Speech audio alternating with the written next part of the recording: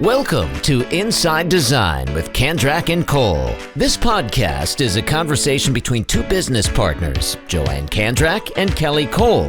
Join us for a lively conversation about all things interior design, from current projects, trade show experiences, worldwide travel, what's in, what's out, and all the challenges and wins they've had running their successful design business.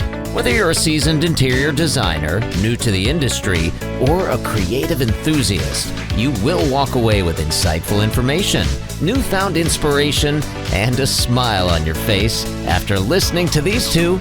And here they are, Joanne and Kelly. Hey everybody, thanks for tuning in. This is episode 162 with Inside Design with Kandrak and Cole. And today we are talking about the future of design conferences with our buddy Adam Japko. So you guys all know we are huge proponents of staying connected to our industry via design conferences, trade shows, visits to High Point Market, and local offerings from places like ADAC and AmericasMart, and even our favorite art galleries. But what we don't always bring attention to is how conference and event leaders come up with the amazing content that they share on their stages. And so our industry is constantly evolving, right? And for us as designers to stay relevant and to consistently add value to our clients, we need to have conversations like the one we're going to have today with our friend Adam. So if you don't know him, Adam and his team are responsible for offering two of the industry's leading design conferences, among several others, for organizing events like Insiders Tour at High Point Market, as well as publishing Atlanta Homes and Lifestyles and New England Home magazines, which hopefully you are all very familiar with. So, while what we love most about Adam, though, honestly, is his deep commitment to community and connecting like-minded individuals so that they can thrive at high levels. And he's also a very hilarious guy and somebody that we've called a dear friend for over a decade. So we're going to chat with him in just a second. Yep. Just to let you know that this episode is sponsored by the High Point Market Authority, which is highpointmarket.org. They cover 13 city blocks and over 11.5 million square feet of showrooms covering every product category. They are the epicenter of home furnishings and the one show you can't miss.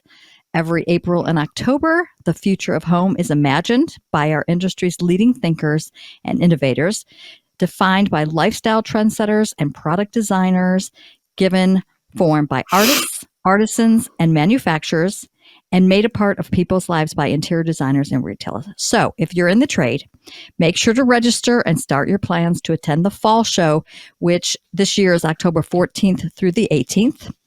And visit the High Point Market website and register there. Stay tuned for open registration and for the free Insiders Tour that Kelly and I have done the past several years. And be sure to sign up for one of our tours before it sells out.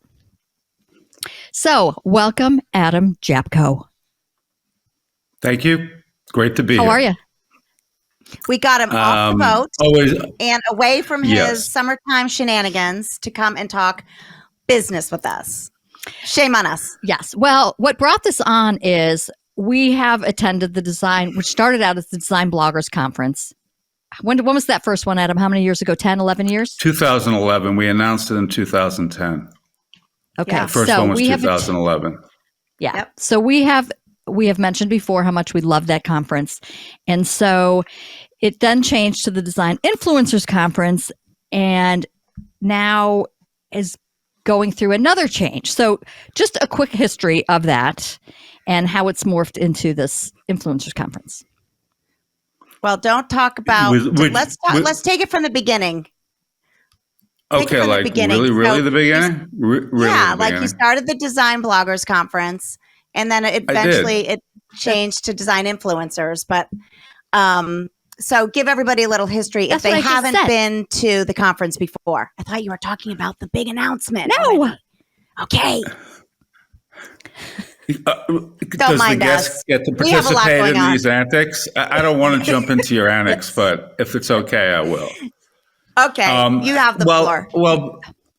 No. Basically, I was a wine blogger in the late 90s and early 2000, really up to 2012. And I started writing about something I was really passionate about. And it was something that I knew I would have a lot of content about, and I really just wanted to see how content moved around the web. And it was amazing what happened to me and how notorious I became in the industry. And I just kept doing it, and it just rolled and rolled and rolled and made me into somebody in the wine industry who really, I wasn't in the industry. I just like a design blogger who is writing but not in the industry. And it really moved me, and I got to meet so many amazing people, and it just launched so much more in my wine world, which at that point was already about 20 years old. And so as I was continuing to do my day job, which was to acquire local design magazines and also sell a internet solution for social media management and blogging to the design industry, it occurred to me, because I was going to wine blogger conferences, I said, what would a design blogger conference look like? And I didn't know any design bloggers. I was just publishing magazines, and I wasn't operating in the markets. I was running that business, and I just wasn't out and about, and I didn't know a lot of people. So I just looked at blog rolls and asked 10 top design bloggers if they would be on my advisory board, if they would speak, and I would pay their way there and so forth, and if they would promote it for me. And that's what happened, and 250 people showed up. And what we tried to do at that event, and I think this is the important thing, was number one, and it was very important at the time, number one was to connect the people who knew each other online, but never really got to meet in person, but they were really, really tight online, connected every day, either writing blogs, and these days it was only Twitter, Facebook, and blogs. And the second part was to give them content. So we brought some design stars in that they could take pictures with and share that around. And the third one was, what is this blogging thing and how can you make this productive? What is a website? What is a blog? How is it different? How is social media different than creating content on a blog and a website? And this was really profound stuff back then, because the answers weren't there. We were eating this stuff up. This was like, now we're like listening going, what? But back then, this was huge. The opportunities for bloggers was huge. Yeah.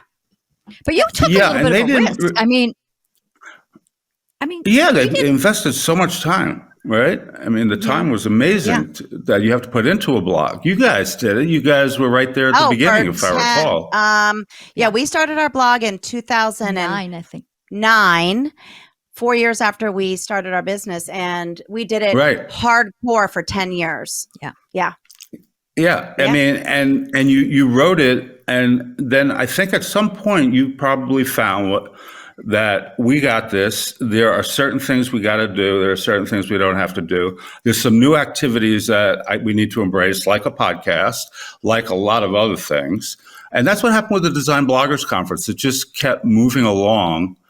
And, as blogging became one of the important things for creating fresh content on the web, it was joined by visual marketing on Instagram and Snapchat and YouTube and video marketing and lots of other things that were now even offline, because people were famous online. People wanted to see them offline, like speaking at events and publishing books and just a host of things.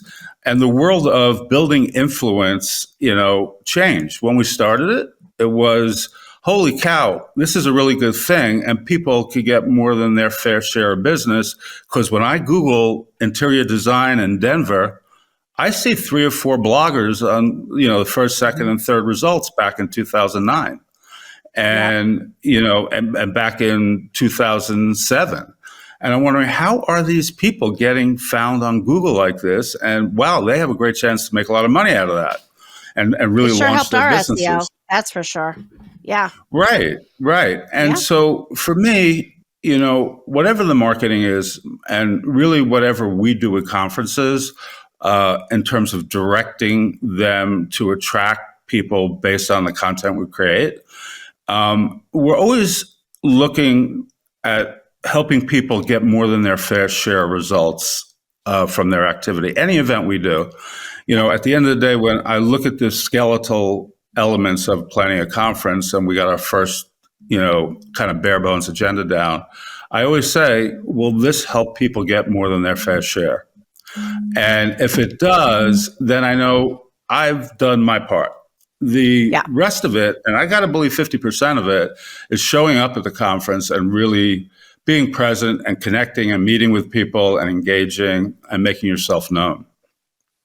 Well, we've been to many conferences where the conference content wasn't but the connections that we made and the people were fantastic. Now yours, happens to have great content, and we meet with all of our buddies and we connect. But that truly is the most important part of the conference. Right. Yeah. So I'm doing. Yeah, I'm not getting to your question, so let me just finish the history. But when you ask me about history, there's too many things that go into it. Yeah, a lot. But it's so fascinating how it's all evolved. Yeah. Yeah, the new platforms came, and the people who, we used to have designers 50 years old plus who would send young people in the early days so that they could learn what to do and then come back and do it for them. And then that evolved, and designers of significant age like me, started saying, wait, I realize I got to be authentic. I got to create this myself and understand it. And it just went on, and the world changed around them. And then they started going to events and speaking and writing books and all kinds of stuff. So it was no longer a bloggers conference. It was an influencers conference. And influence can be built in 1,000 ways. But in an industry, it's a lot of elbow grease, and you got to figure out how to do that. So we started creating an event when we renamed it Design Influencers Conference that connected brands and influencers, which in the design industry is really designers to a large degree. This is not influencer marketing like you see in the cosmetic industry or you see in the fashion industry, where it's very structured with prices and very high profile influencers. Here, you have people who own the web in design, like you guys and a lot of other people.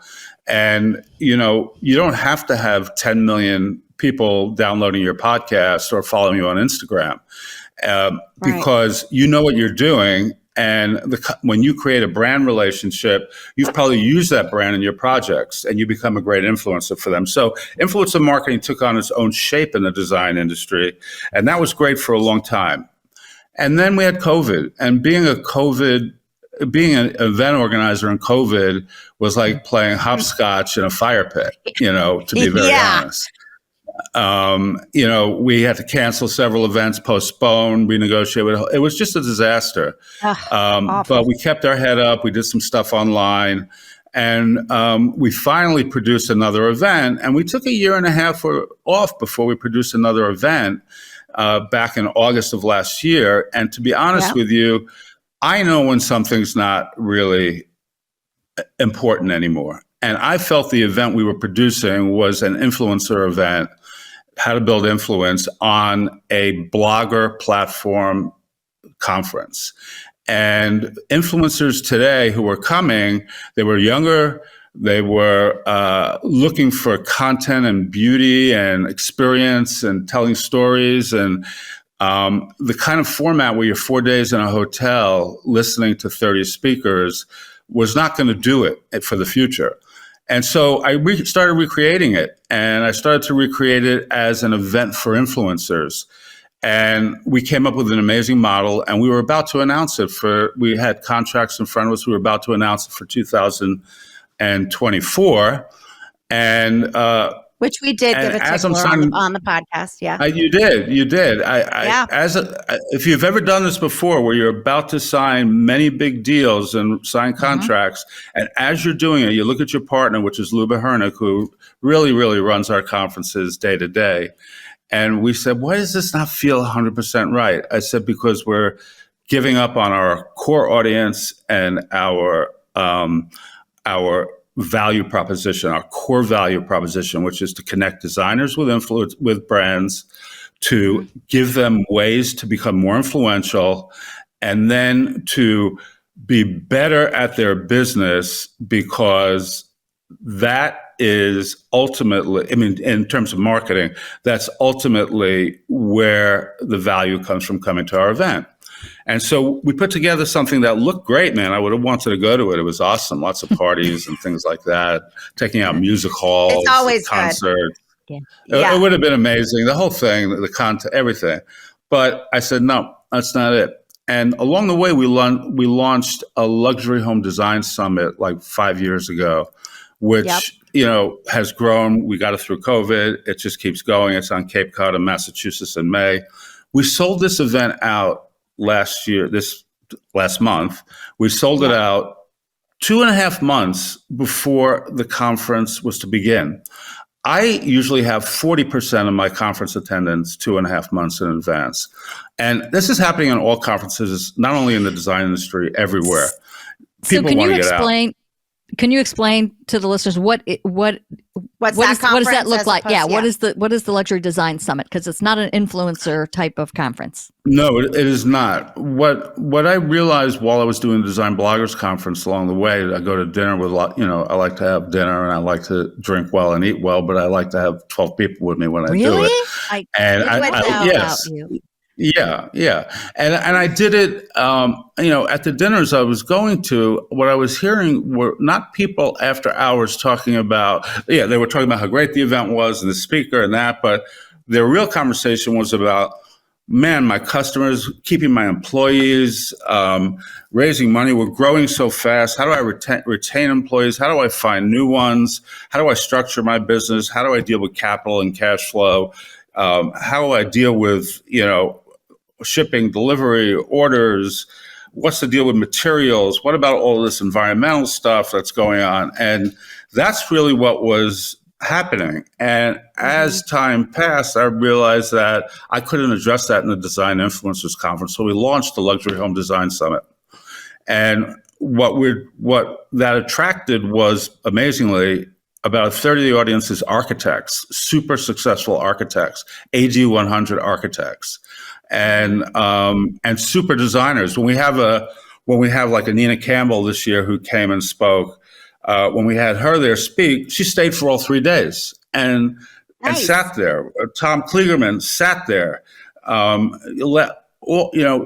Everybody just sits there, because what the content is about are the things that people like you who have built great businesses, and you grow and the world changes around you, and the management of your business inside is evolving, and you're dealing with 5 or 6 or 7 big issues, whether it be a changing audience, whether it be a housing market trend, whether it be vacation homes, whether it be, whatever, AI, Web3, on and on and on.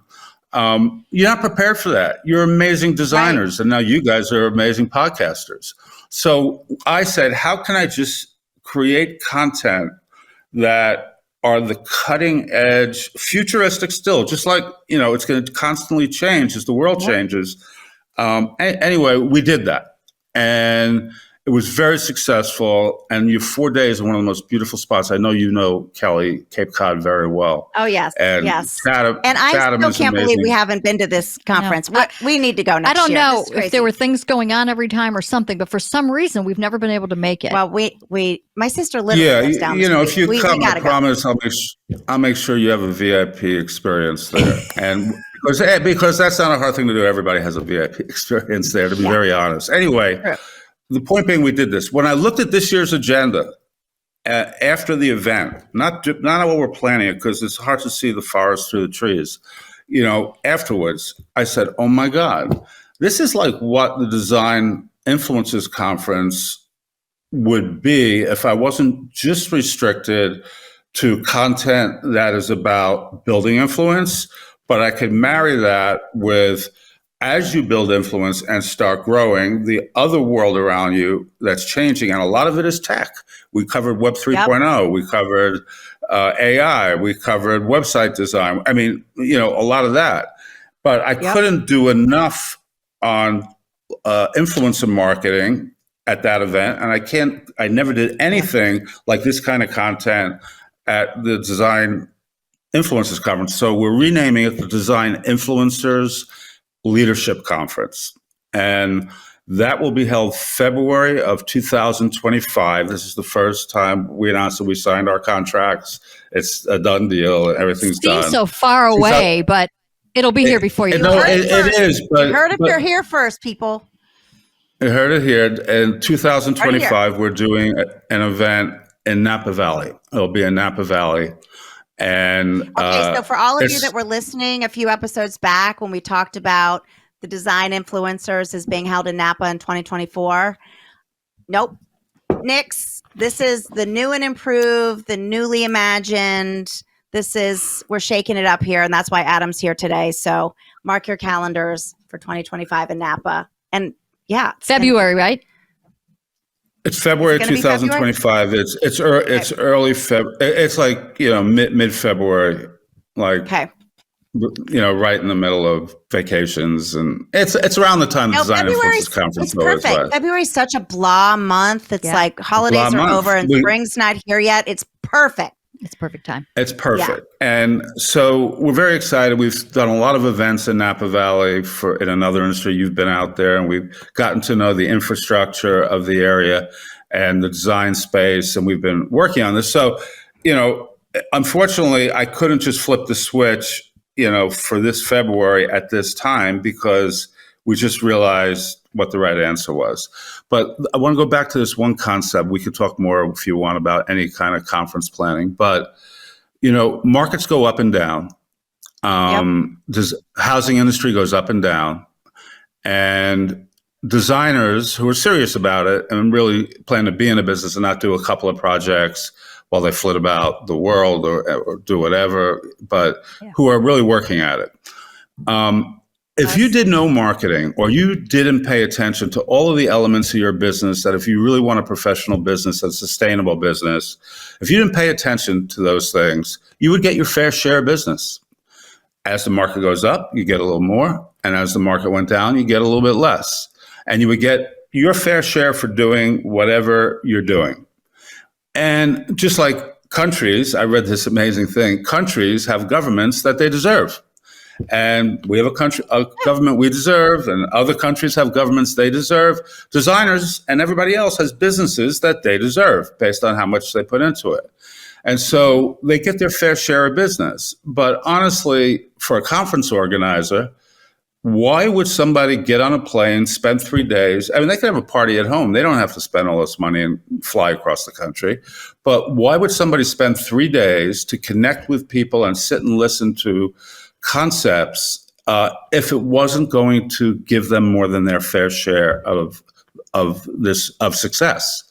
And so that's kind of how we think about things. And honestly, we don't need to do these. I'm getting very old. I'm getting, you're Don't getting say old. That. I'm getting old. We're all getting old. Let's face it. But we're getting smart. We're getting smarter. Yeah. Right, smarter. And the other beauty is you only have to do things that you really want to do. And if something doesn't seem like it makes sense, you don't have to do it anymore. Yeah. And, saying goodbye to the design bloggers and influencers conference as we once know, I mean, those are hard things for me to do, but not in another sense, because if something doesn't make sense, I'm not going to do it.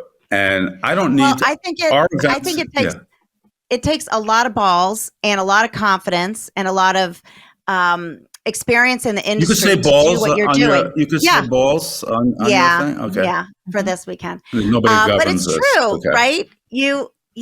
That was ballsy. Like you just canceled an event basically and rethunk the whole thing, because in your heart, and this is what you are, you're very genuine, and you knew it wasn't going to be 1,000% for the people coming to get more than their fair share. And I think it's brilliant. And because Thank you. The past conferences have been so successful, people will wait. They just will. Yeah. No, right. They have to earn their own success. Each individual conference. And the thing is that most events, the reason designers go to events a lot, mostly in this industry, is to shop. You go to market centers, you go to places and they have some education there and you get that. And those are powerful, but it's their shopping experiences and there's some education dressed around it and some networking dressed around it. But primarily you're there to shop and make connections with brands and so forth, open accounts. We're not like that. So you don't need to come to our conferences to run your day-to-day business. You do not. You do have to go get product. Can you still hear me? I lost one of my AirPods. Yeah. Oh, you're good. You're good. We'll keep the blooper in. Good. Yeah, I think I think though that we're running out of time, but I think one thing that's worthy of it's okay. No, this is all good. Of mentioning is I feel this. I'm sure you do too. Is don't you feel like the pandemic created this super duper creative explosion where people got to really be at home and rethink and reimagine, and they had the time and they had the energy to just grow their businesses, rethink their businesses, come up with something totally new, ditch the life they had before. It forced people to stop. Yes. Where there's some people that don't stop. So it forced you to stop. There you go, Joanne. And kind of reevaluate. I agree with that 100%. But normally some people don't stop. They don't And that's stop, why we travel and that's why we do things, because if we were grinding every day in our business and didn't stop to like look around and see what's going on. And I really think the reason for a lot of our success is because we've attended these things and gotten away from the everyday grind. Yes. That it's so true. And there's so much there's so much we have to learn, and it's also evolving with all the things you've been talking about, that we do have to stop and breathe and take a breath and think about these things really and how they're going to make our businesses better. For sure. I agree with you. I agree. Yeah. I agree. Yeah. I'll close with one really quick thing. Do I have time just for one little quick thing? Yes. Okay. You do. One of our speakers, it wasn't the highest rated talk, but it was because it was a bit overwhelming, was somebody who spoke on Web3 and really talked about it in an amazing way. And like the web from 89 to 2005, was basically information gathering. It was scholastic in nature. It was really a one-way conversation. It was MySpace, Google, et cetera. And then you have now Web3. And I don't even know what Web3 is. What is Web3? I'm going to tell you, all right? I'm going to give you some things about it. It's self-custody, decentralized ownership, massive security upgrades, total transparency, and really immutable data, a lot through blockchain and so forth. Now, all of a sudden, you start to say this, and if you have a room of 300 designers and architects who are making millions of dollars every day designing houses, they go, just get that the hell out of my way, right? It's so true. I already don't even know what you said. Glaze over. I don't even know what you said. Right. So let me give you I said to, and I knew nobody would understand what he was saying completely, but they would get it. I said, you're going to hire people like this into your company within the next 10 years. And they're going to look at what you're doing and they're going to say, this technology exists and we need to leverage it. We need to capture this. Absolutely. And you're going to have never heard of it if you don't listen to this guy. His name is Michael Hareke. I've known him for a long time. And he's running Web3 for one of the largest ad agency networks around the globe. And basically what it means is, I'll give you an example. Let's say you get a customer and you have total transparency with this customer. And basically they have access to this database. You have access to it. Everybody in the project has access to it. And it has everything from products, shipping, delivery dates, where things are at any given moment, cost basis for this versus that. And it's totally open and transparent. And you can make it accessible to whoever you want and not accessible to others. But everybody sees everything. And imagine if you had that transparency in a large design project between architects and builders and designers, and everybody knew where everything was at any given minute. That's what blockchain technology has enabled. And this can be done, and it will be done. It's being used right now by giant companies who are doing delivery services, shipping, all of this stuff, where everybody knows what's going on a project at all times, including the customer. And so when you go onto UPS and you're looking for your package and you see what's it doing in Dallas, it's shipped from Chicago 3 days ago. I know they had bad weather in Dallas. Okay, maybe that's it. And all of a sudden, everybody is on board. You may not like what you see. You may not be comfortable as a designer or architect giving up certain information, but that's where it's going to go, because transparency is what it's all about. So that's a bit of Web3 for the design industry. There's many other areas, but that's one thing. And I knew that designers would be very afraid of this, because it's like, wait, I don't want them to see my pricing. I don't want them to see, when things are delivered, how long they're stored, what kind of delays I'm trying to work through, why things are returned, what manufacturers are saying to me. I don't need that. But at the end of the day, it's the right thing to do. You would like transparency in anything you're a customer of.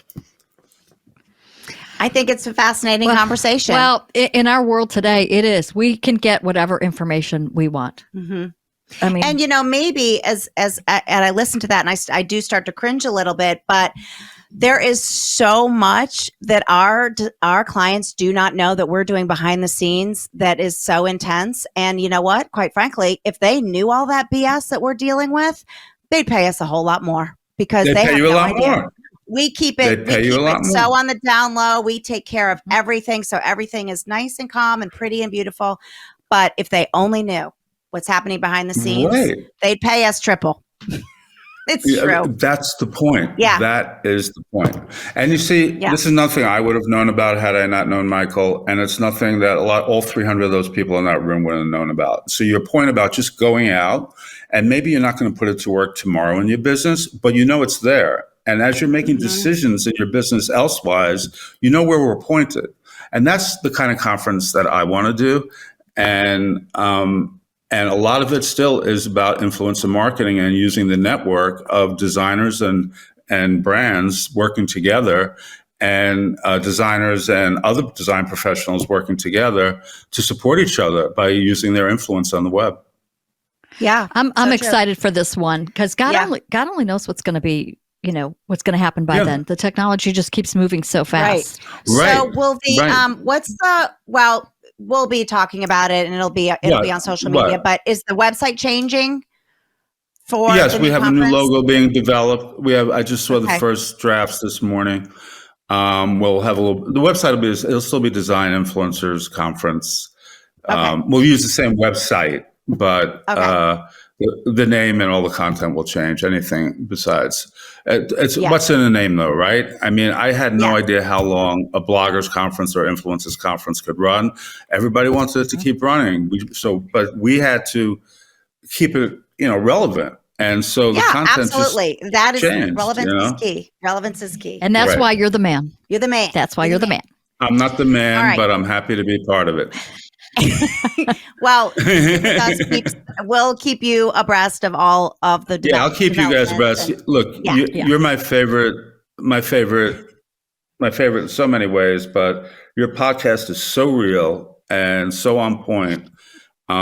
It's just I knew you when, and to watch you doing this is really helping people get more than their fair share. So you're doing a giant thing for the industry here, even though it's a pain in the ass, I know, on many days. We really enjoy it for real. Yeah. And we're so happy to have High Point Market as the sponsor for this episode. How great are they? They've really connected with us, and they see the value in our voices in promoting events and the power of High Point Market. And so, we're proud of the platform that we have and how we can help brands really jump big, higher, because we're here talking about it. So, we get a lot of great feedback from designers and people. So it feels good. I'll tell you about just one thing about High Point, because we're talking about shows in the future and like that. High Point Market, the people who organize it, the High Point Market Authority, not a lot of people understand this. That's a government agency. That's a government agency that orchestrates all of the logistics that connect everything at High Point. High Point Market is just a bunch of buildings are owned by different people that compete with each other in High Point for the traffic there. None of these people would be able to create an event out of all of these disparate activities and make it so smooth to the visitor and so wholly integrated and valuable. And High Point Market manages to do that. And they have some very smart people in that. And, the High Point Market Association Really do do. all the education, all the transportation, everything. They do an incredible. Right? They do an Totally incredible amazing. job, and Yeah. I will tell you, they make it feel so good when you're there. Yes. People are smiling. They truly appreciate you being there. It's really cool. Right. Yeah. And they don't own Well, the we're event. gonna- They can't call the shots. They don't own the event. They're just an association that helps the state bring in business into the state. And it's just amazing to me what they can do without having full control of all the activities. Yeah. Well, we're in for it. And we love it. We love it. Yeah. Don't forget people to register because hotels and everything go quickly. And it's coming up soon. So, Okay. Quotes? Yes. Quote time. Okay. I'll do the funny one because it completely applies to my life. Ready? Ladies, if your husband doesn't come in and say, "What is this crap you're watching?" then casually sit down and watch 3 seasons of it with you. Are you even married? And that's from our friends at Stash Birmingham. It's so true in my life. Yeah. Okay. That's how I got into Game of Thrones with him. And that's how he gets into stupid stuff with me. Like That's why we're always watching and 2 other series. things. That's why we're always in the middle of 2 Always. series, Always. Yeah. We're currently watching The Bear. So good. So good. Yep. Oh, Okay. Bear is amazing. So good. Season 2 just started. Go ahead. Serious quote. The world you see is created by what you focus on. It is never too late to adjust your lens. I love that. And we don't know who that's from, but that was from Instagram. Thank you, Instagram. But I will tell you that we were just turned on by somebody that you should follow and watch and subscribe to their newsletter because he has great information. His name is James Clear, Clear. Do you know him, Adam? No. Okay. James Clear. Find him. He's got great, tidbits of very thoughtful. Yeah. Very common sense, but really good reminders about stuff. So, yeah. So, anyway, thank you so much for joining us, Adam. Thank you to High Point Market, as always, for sponsoring us. And we hope you all have a great day. Thanks, everybody. Thanks for listening. Happy Bye. summer. Join Joanne and Kelly for a new episode every other Friday as they continue to explore the nuances of the interior design business with the goal of informing, inspiring, and entertaining their listeners. See their work at Kandrak-Cole.com and engage with them on Facebook and Instagram at Kandrak Cole.